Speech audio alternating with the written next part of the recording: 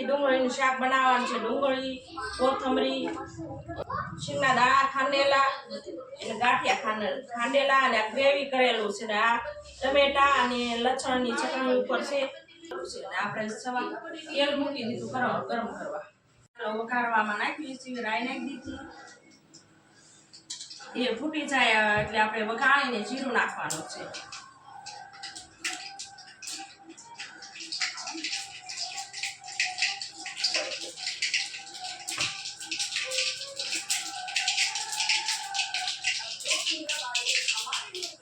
આપણે રાઈ ફૂટી ગઈ એટલે આપણે રાઈ જીરું નાખી દેવી અને આખી ડુંગળી નાખી દેવી છે।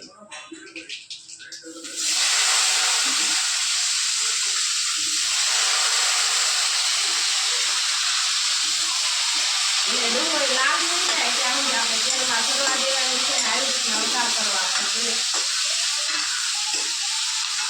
આપણે લાલ ડુંગળી થઈ ગઈ છે એટલે આપણે લસણની ચટણી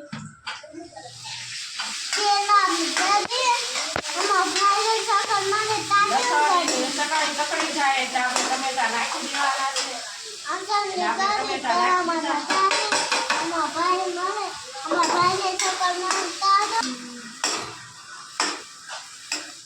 આપણે સ્વાદ અનુસાર મીઠું નાખવાનું છે।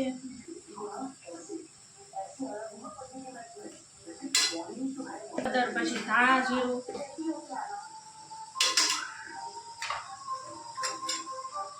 હલાવી નાખવાનું છે।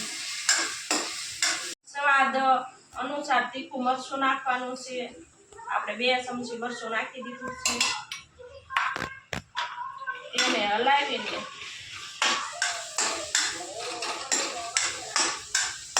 મિશ્રણ થઈ જાય ત્યાં સુધી હલાવવાનું અને મરચું ચડી જાય ત્યાં સુધી પછી આપણે શીંગના દાણા, ગાંઠિયા ખાંડેલા છે તે બધું નાખી દેવાનું અને પછી હલાવી દેવાનું છે। હવે આપણે ગ્રેવી નાખી દેવાનું છે।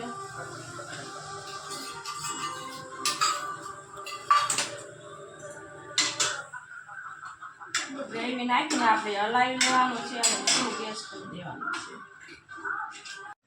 આપણે ડેકોરેશન માથે કોથમરી નાખી દેવાની છે એટલે મસ્ત આખી ડુંગળીનું શાક થઈ ગયું તૈયાર।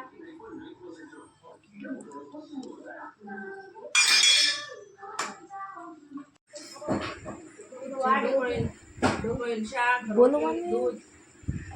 દૂધ અને કાચી કેરી કોફી।